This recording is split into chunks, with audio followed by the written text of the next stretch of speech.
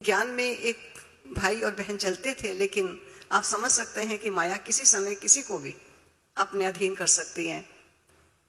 और ये इंग्लैंड की बात है। वो समय आया कि उन दोनों ने शादी कर ली और शादी करने के पश्चात एक बच्चे को भी जन्म दिया। लेकिन काफी समय के बाद वे पुनः जब दादी के पास आए तो दोनों ही आए।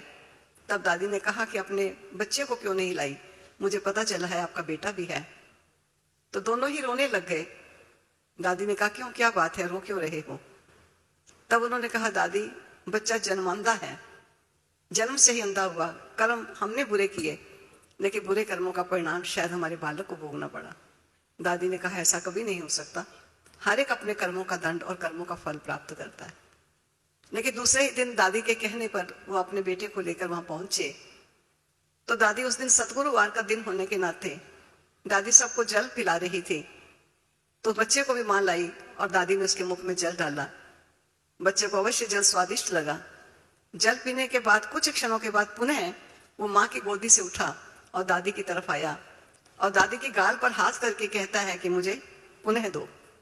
तो दादी ने उसको दोबारा उसके मुख में जल डाला और पीकर फिर वो मां के पास गया।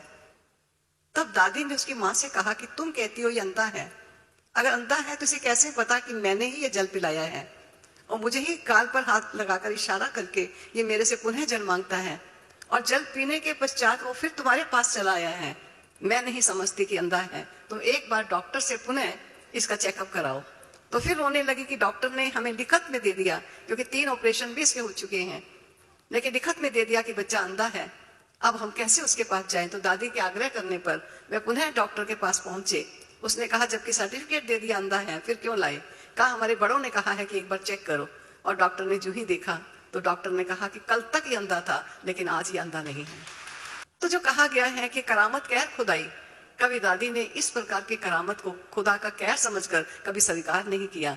दादी ने कहा ये कोई जल मेरे पिलाने से इसकी आंखें नहीं आई हैं, लेकिन इसका समय भोगना का पूरा हुआ और पूरा होने का निमित्त कारण बना कि बाबा का अमृत पिया और उसकी आंखें आ गई। तो इस प्रकार दादी हर बात में कहीं महिमा स्वीकार ना हो जाए और सदा ही बाबा के गुणगान गाती रही।